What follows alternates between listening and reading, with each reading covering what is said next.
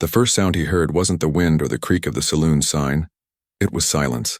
A heavy, watching kind of silence that didn't belong on a warm evening in cattle country. Luke Mercer rode into Dry Creek just as the sun was burning itself out against the far mesas, a dying orange fire sinking behind dust and ghost-colored clouds. He reined in his mare near the well, her hooves kicking a dry rattle of pebbles across the road. The street was empty. Not a voice, not a dog, not even the clatter of dishes behind curtained windows. Something was wrong. He knew it before he dismounted. The last time he'd seen a town this quiet, he'd walked out with blood on his hands and a bounty on his head, but that was years ago. He'd buried that part of himself deep, so deep he thought it had stayed dead. The sign above the sheriff's office swung loose on one hinge. He caught a glimpse of the church steeple at the far end, crooked against the fading sky like it had given up praying long ago. Place don't look like it's got much left in it. Girl, he muttered to his mare, giving her neck a slow pat. The animal's ears twitched uneasy. He should have kept riding, he knew it. But something in that stillness, made him stay. Luke had been on the trail for 2 days, carrying no more than a bedroll, a canteen, and a letter sealed in wax. The letter was from a dying man, and it had sent him here to Dry Creek. The man's name had been Thomas Graves, a rancher. Sick with fever, a man who hadn't seen his daughter in 10 years. Luke promised to deliver it. He hadn't known that promise would bring him into a place that looked like God had turned. His back on it, he tied his horse near the trough, pulled his hat low, and stepped up onto the boardwalk. The wood moaned beneath his boots. A curtain shifted in a window across the street, then dropped fast. That kind of movement, that kind of fear, it told him what no words could. People here were hiding. He knocked on the door of the saloon anyway. No answer. He pushed it open. Inside, the air was stale with the smell of whiskey and dust, a few overturned chairs, a piano missing half its keys, and a mirror cracked through the middle like lightning had split it. Then a voice came from behind the counter, low, tired and trembling. "Don't move." Luke froze. A shotgun barrel rose from behind the bar, steadied by shaking hands. The man holding it looked old enough to be Luke's father, gaunt, hollow-eyed, a patchy gray beard framing a face that had seen too many hard winters. "I ain't looking for trouble," Luke said quietly. "That what they all say?" The old man spat. Luke kept his voice level. "Just a traveler. Needing a meal, maybe a bed for the night." The man's eyes flicked to Luke's holster, to the dust on his coat. "You best keep moving. Ain't no room for strangers in Dry Creek." Luke nodded slowly. "I'll move on come dawn. Just tell me, there a woman here named Clara Graves?" The name cracked the silence like a gunshot. The man's face went still. "You'd best forget that name," he said. "She don't live here no more." "Nobody does, not really. What happened?" The old man hesitated. "You don't want to know, son." Luke took a step closer and the shotgun rose again. Then, faint and hollow from somewhere down the street, came a sound, a single note from a harmonica. Slow, off-key, played by someone who didn't care who heard it. The bartender flinched like it was a curse. Luke turned toward the door. "Who's playing?" But the man didn't answer. He only whispered, "You should have kept riding, cowboy." Luke stepped back into the street. The sun was gone now. The sky had gone purple, the kind that made the world look bruised. A man stood at the far end of the road under the church steeple, the harmonica still pressed to his mouth. He wore a black duster and a hat pulled low. Behind him, the doors of the church hung open, swinging slow in the night wind. Luke couldn't see the man's face, but he could feel the stare. The tune stopped. The man tilted his head, and in the hush that followed, Luke Mercer understood what kind of town this was. Dry Creek didn't need another stranger. It needed a reckoning. Luke Mercer didn't sleep that night. He found a half-collapsed stable behind the saloon and laid his bedroll there, back against a post, one hand resting near his gun. The town was too quiet to trust, too cold for a summer night. The stars above Dry Creek didn't shine. They watched. He woke before dawn to the sound of footsteps crunching gravel, slow, dragging ones. He stayed still, eyes open, breath shallow. Then came the weak cough of someone too small to be a threat. A girl, no older than 10, stood at the edge of the stable. Barefoot, Her hair tangled and dust-colored. She held a tin cup in both hands, trembling. "Please," she whispered. "They said you might have food." Luke sat up. "Who's they?" She didn't answer, just looked at him like a creature caught between fear and hunger. He reached into his saddlebag, pulled out a strip of dried beef and held it out. She hesitated only a second before snatching it, devouring it like she hadn't eaten in days. "What's your name?" "Ella," she said between bites. "You ain't one of them, are you?" Luke frowned. "One of who?"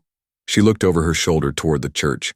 The men in black coats, they took the town, sheriff, preacher, all gone now. Just them and folks too scared to fight back. Luke studied her. The dust on her cheeks wasn't just dirt, it was soot. "Burned soot. Where's your folks?" Her eyes dropped to the ground. "Mama's gone. Papa too." He didn't ask more. Some questions out here didn't need answers. The girl turned to go, but stopped halfway. "If you're smart, mister, you'll ride before they see you." He wanted to. Every part of him said ride. But as she disappeared into the mist, the echo of her small footsteps faded, and all that remained was that name, Clara Graves. He still had a letter to deliver. By sunrise, the town began to stir. Doors creaked open. Hollow faces peered from behind curtains. Luke walked down the street, letter tucked into his coat, until he reached a large white house on the hill, a place too fine for a dying town. Its porch rail was painted, though half the boards were cracked. The brass plate on the gate read, "Graves Estate." He knocked once. No answer. He tried again. Then came a voice from inside. Tired. Familiar. "Who is it?" "Name's Luke Mercer. I'm looking for Clara Graves. I've got a letter from her father." The door opened a crack. The woman who stood there looked nothing like the girl in the picture Thomas Graves had shown him months ago. A photograph of youth and light. This Clara was pale, thin, dressed in a fine gown gone gray from dust. The wealth she'd married into was fading fast, just like the town. She stared at Luke, her eyes sharp but hollow. "You shouldn't have come." Luke took off his hat. "Ma'am, your father passed 2 months ago. He wanted you to have this." He held out the letter. She looked at it like it might burn her fingers. Then, from deeper in the house came the heavy tread of boots. A man appeared, tall, broad, in a black coat. His jaw was clenched like iron. "Who's this?" he asked, voice rough. Luke didn't answer right away. Something about the man's eyes, gray, cold, self-satisfied, told him everything he needed to know. "Just a messenger," Luke said. The man stepped closer. "We don't take kindly to messengers here. Whatever you're carrying, leave it and get gone." Clara's hand trembled as she reached for the letter. The man's hand caught her wrist halfway. "I said no." Luke's fingers brushed the handle of his revolver, then stopped. He'd made enough mistakes like that in his life. The man smirked. "You'll find the road out of town still works, cowboy. Use it." Luke turned slow, jaw tight. "You got a name, mister?" "Elias Reed. And this town ain't yours to walk in." Luke nodded once. Didn't say it was. He stepped off the porch, boots crunching dry dirt. Clara's eyes followed him through the narrow crack of the door, silent, pleading for something she didn't dare ask for. By the time Luke reached the stable, 2 men were waiting there, both wearing black coats, rifles in hand. "Elias says you're leaving," one of them said. "I reckon I might," Luke said. "Now," the other man added. Luke's horse stirred. His blood ran cold, but he didn't move fast. Instead, he lifted the letter still in his hand and tore it clean in half. The men blinked. "You tell your boss," Luke said. "Some things ain't meant to be buried." The first man's finger twitched near the trigger. Then the church bell rang once, sharp, metallic, echoing across the valley. They froze. Luke looked toward the hill. A small figure stood at the church door, Ella, the barefoot girl. She was watching him, eyes wide. And behind her, shadows began to move inside the church. The bell stopped after one strike, but its echo clung to the valley like a ghost refusing to leave. Luke's gut tightened.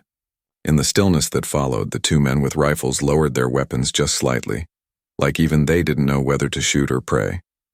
The girl, Ella, stood framed in the church doorway, her small shape swallowed by the shadow behind her. Then the door creaked wider. Someone else was there. A tall figure stepped out carrying a lantern that glowed gold against the gray morning. His coat was long, black as coal, and buttoned to the throat. A preacher's collar gleamed white beneath the soot of the world. His face was pale, his beard dark and trimmed to a cruel edge. "Pastor Reed," one of the men murmured, lowering his head. Luke blinked. Pastor. Not Elias Reed. That meant the man at the mansion wasn't just another rich settler. He was the preacher's brother, and judging by the silence that spread across Dry Creek, the preacher was the one who really ran this town. The preacher raised his lantern higher, his voice smooth and even. "Who's the stranger?" One of the riflemen cleared his throat. "Name's Mercer, Pastor. Said he was leaving." Reed's eyes found Luke, sharp, calm, dissecting. "Leaving?" he asked softly. "That would be wise. Strangers tend to find little salvation here." Luke's jaw tightened. "Didn't come looking for salvation. Just came to deliver a letter." The preacher smiled, but there was no kindness in it. "Ah, letters, words from the dead. I know the kind." He descended the steps of the church slowly, boots whispering over dust. Ella flinched as he passed her, shrinking back into the dark. "You'll forgive me," Reed said, "if I ask whose hand guided that letter."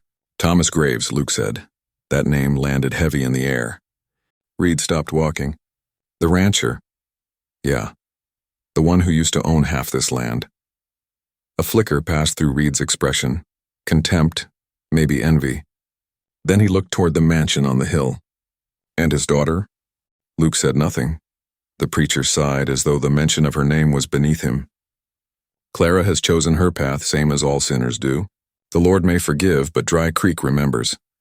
The men with rifles shifted uneasily like they'd heard that sermon too many times before.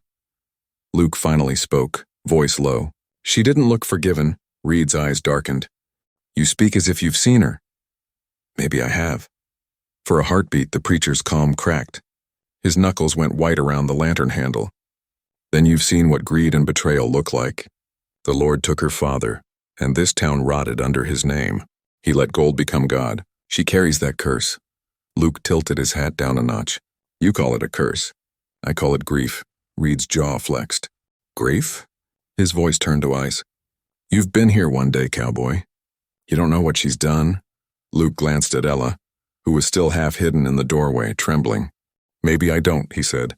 "But I know what hunger looks like. And that kid out there ain't sinned near enough to deserve it." A silence thicker than dust settled over the street.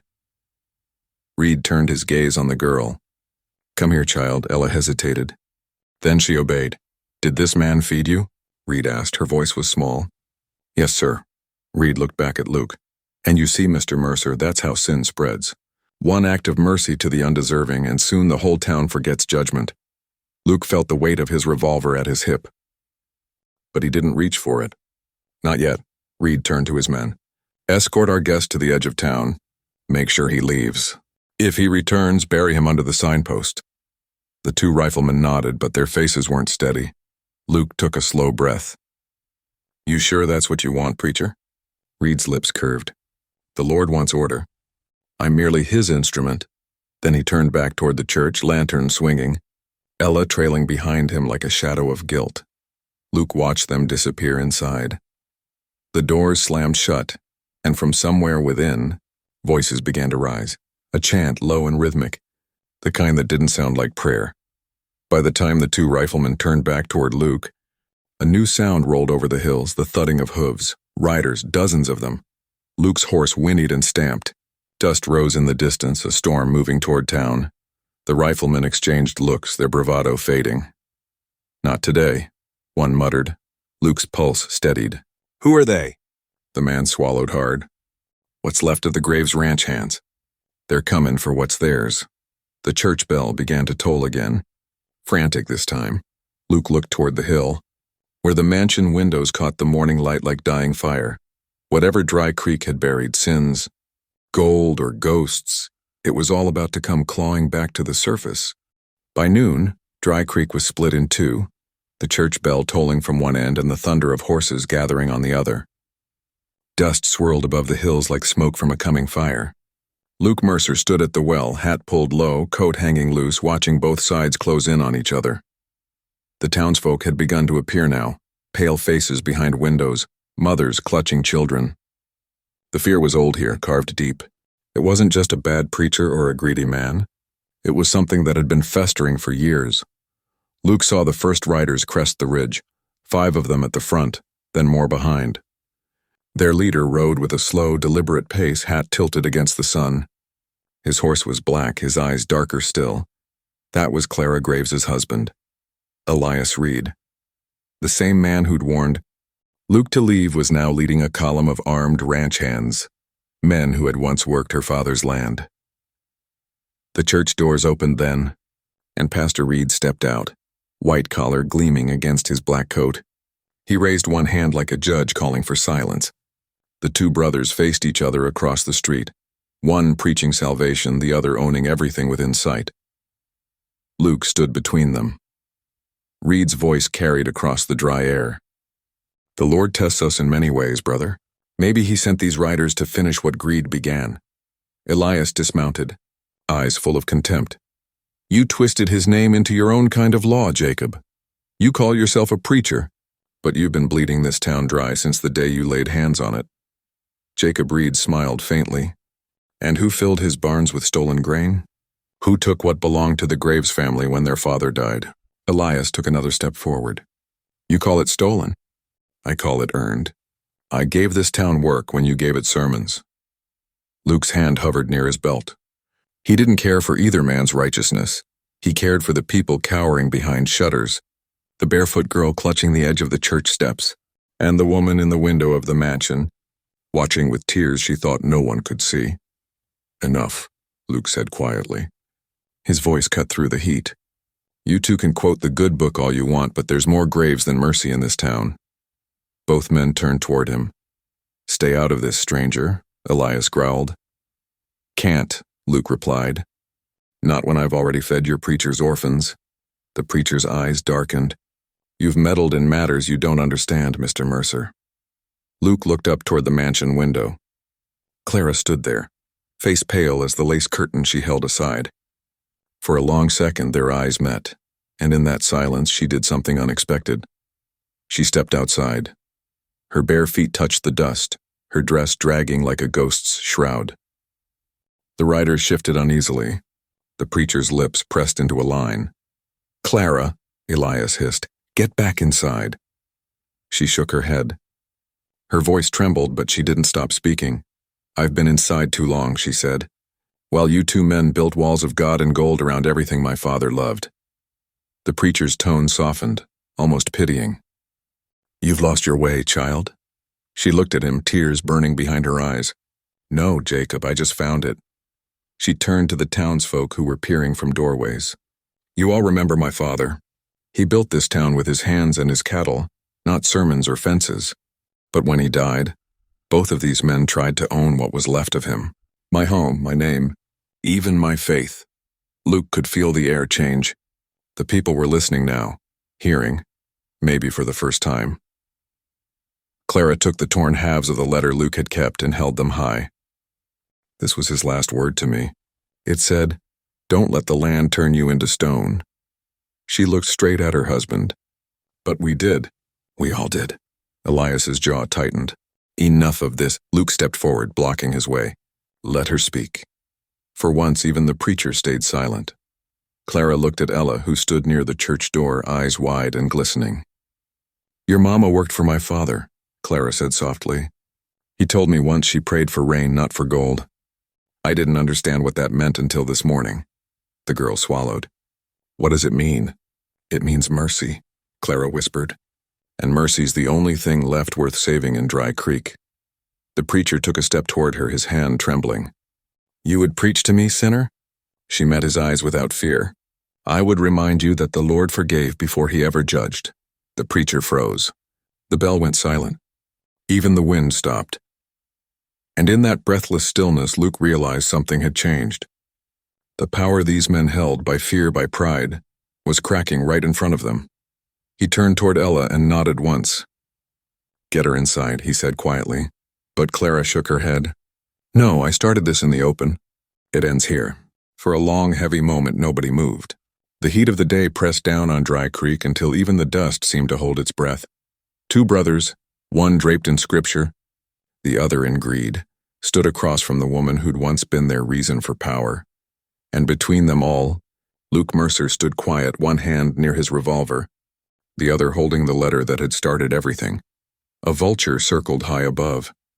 The wind shifted. Then Elias Reed snapped first. "Enough of this," he growled. "You think a few words about mercy can wash away what this town owes? Your father built it on debts, Clara, and debts get paid." He reached for his pistol. Luke was faster but not reckless. He stepped forward, drawing just enough steel to catch the light. His voice was calm, almost gentle. "You're a rich man, Elias. You can buy men, land, and fear, but you can't buy truth. Not with gold, not with bullets." Elias hesitated. Maybe it was the steadiness in Luke's eyes or the ghost of something in Clara's face that still reminded him of love. The preacher's voice broke the silence. "The Lord decides truth, not you." Luke turned toward him slowly. "Maybe, but out here he seems to take his time." Reed's face tightened. "Blasphemy." Clara spoke again, softer now. "No, just honesty." She stepped closer to her brother-in-law, eyes glistening. "You say God's testing us? Then maybe the test ain't about punishment. Maybe it's about forgiveness." The preacher sneered. "Forgiveness for the damned?" "For yourself," she said. "For all of us." Something cracked in his expression, just a flicker of doubt, a tremor in his perfect composure. But Elias had no patience for sermons. He lunged forward, grabbing Clara by the arm. "You're done speaking, woman." That was the last mistake he ever made. Luke moved without thinking. The gun was out, the sound split the air like lightning on dry earth. Elias's hand jerked back, his pistol clattering to the ground. He looked down at the red blooming through his coat and then at Luke, more stunned than angry. "You shot me," he said, disbelief dripping through blood. Luke lowered his weapon, voice steady. "You drew first." Elias staggered once, twice, then crumpled onto the dirt. The townsfolk gasped, doors flung open. Whispers filled the air like locusts. The preacher dropped to his knees beside his brother, gripping the lifeless body, eyes wide with a fury that was part grief, part revelation. "You've damned us all!" he cried, voice cracking across the valley. Luke holstered his gun. "No, preacher. You damned yourself the day you turned God into a business."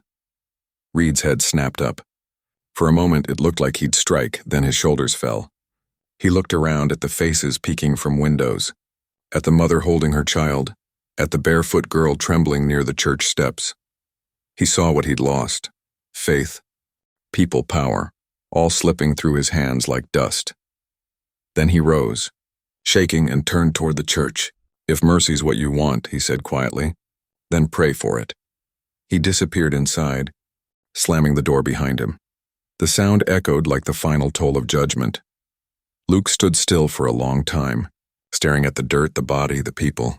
Then he turned to Clara. "You could leave," he said softly. "Start over somewhere that isn't cursed." She nodded slowly, eyes full of sorrow and understanding. "Maybe, but the land's still ours, good or bad. Someone's got to make it right." Luke looked down at the torn halves of the letter, now streaked with dust and blood. He handed them to her. "Then start with this." She took them, voice trembling. He said, "Don't let the land turn you to stone." Luke gave a faint smile. "Then maybe plant something in it that grows." The townsfolk began to gather, timid, uncertain, but not afraid anymore.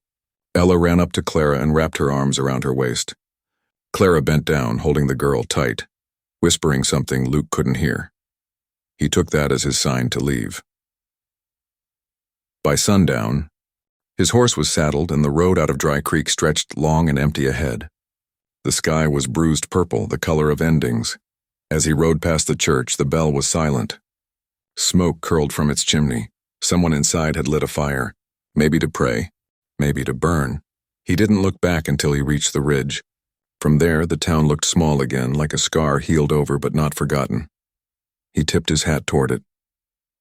Somewhere in that valley, Mercy had finally found a home, and Luke Mercer, the cowboy who'd walked into the wrong town, rode on toward the horizon, not as a savior, not as a gunman, but as a man who'd learned that even in a place like Dry Creek, some things still deserve to live.